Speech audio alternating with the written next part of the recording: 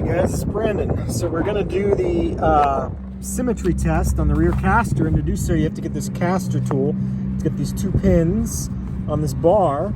But before I get into this, and then also you have to have the angle gauge, okay, just a simple angle gauge that you buy from Home Depot.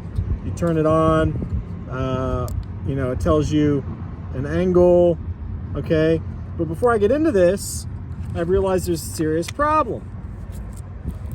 This silly plastic brake duct thing that General Motors puts on the Z06s from the factory, okay, that thing is in the way of us doing the test. Now I'm starting to understand why that technician got confused at the last dealership and said he couldn't do it. Anyway, the symmetry test is not a perfect test. It's just to tell us if the two sides are symmetrical or not. And when you do the symmetry test, you must, and we're not going to be able to do it, but I figured I'd just make this video and explain why we're not going to be able to do it, because that brake deck thing is in the way. The symmetry test, while it might seem straightforward because you're measuring the rear caster, the thing that you got to remember is, because we're trying to make sure the two sides are symmetrical on angle, and if they're not, then you got a serious fucking problem. I mean, they need to be symmetrical to like the 100th, okay? They need to be perfectly symmetrical. If they're not, you got a serious problem.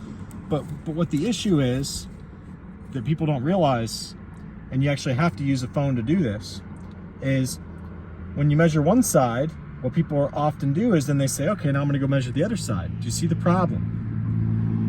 This angle is now this angle over here. So what do you have to do? You have to keep this little guy the same from side to side. You have to keep it facing the same way. So to do that, you got to take a phone and stick a phone in there. Once you get this guy measuring, then you take him over here and measure over here, and over here it's easy to see because you can use your phone again. But the point is, you want to keep this guy the same from side to side, the same orientation.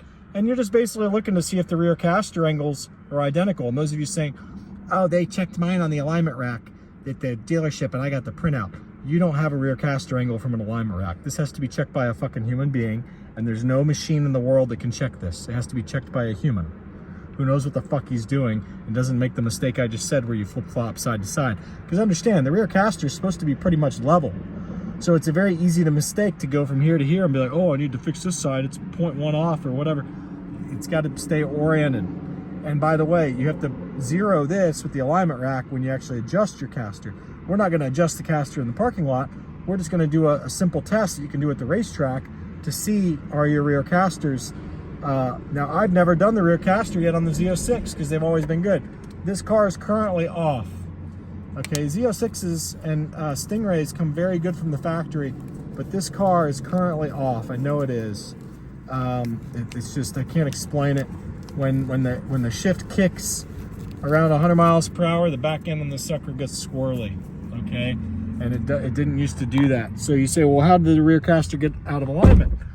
Well, the other day, when I was a mile away from the roads that I grew up driving on when I was 8 years old, I was 1 mile down the road from the road that I grew up driving on. And I ended up sliding through a stop sign and barely slid into a cornfield. When I say barely, like my back tires were only 2 feet off the pavement. And the reason being is it was right when everything was stalling, and it was a solid patch of ice right as I got up to the stop sign. That was, you know, probably about 20 yards of ice as you approach the stop sign. And I came in at 45 miles per hour, whatever it was. I could not stop. I could not stop. It was solid, pure, smooth, solid ice. And just, rather than try to make the turn at the T, right or left, that would put other drivers in danger. I don't know how long you guys have been following me, but I've always said, if I'm gonna wreck, I'm gonna make sure I don't take anybody else out with me. So I saw that the field, from the road to the field, was flat. I said, I'm just gonna go straight. That way my time is minimized. I'm looking both ways real quick to make sure nobody's coming. Okay, I'm gonna go into the field. And then a guy who knew who I was pulled me out. He recognized me somehow from this hometown, small town area, and we couldn't find a good spot to hook on the back because I didn't have a tow hook. So I threw the rope around the driver's side connecting control arms.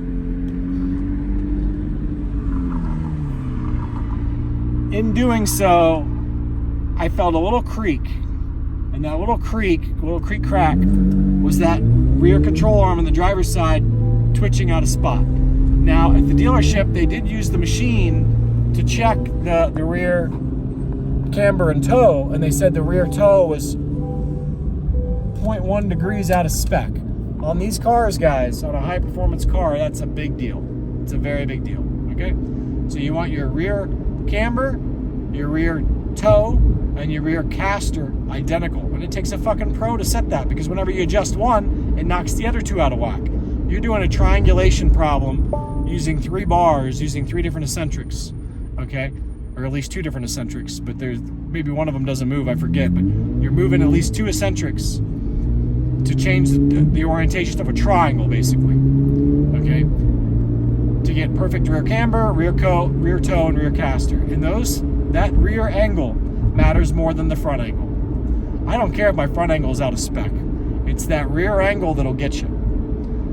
And this car has been squirrely a couple times since then. So it's out of whack. When I go over bumps, I feel the car. It's got a monkey motion. As Randy Popes would like to say, the C7 has monkey motion in the rear. That's why I don't like this car. The General Motors did a fantastic job with the C8. Wow, this car's fantastic. It's because General Motors got their shit together on aligning the rear caster properly on the C8.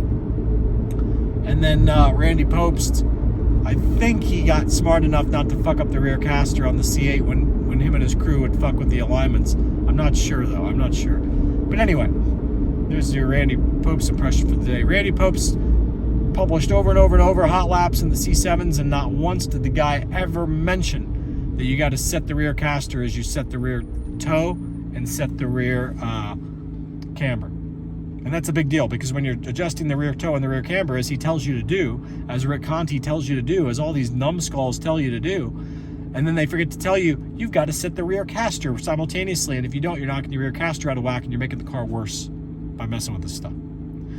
So anyway, these are the little things that allow a person to go successfully around a turn at 150 miles per hour, 1.2 lateral G, or allow someone else to lose control going in a straight line. This car has been trying to lose control going in a straight line ever since it got pulled. And again, it wasn't a tall ditch. It was just, you know how snow is on a Corvette. It didn't want to back up through the snow, so I was kind of stuck. Ever since that, this car now gets squirrely on straights. We were going to do the symmetry test back there to see if the 2 sides are symmetrical. If the 2 sides are not symmetrical, then you know that one side is out of whack on rear caster, period. They got to be symmetrical. See ya.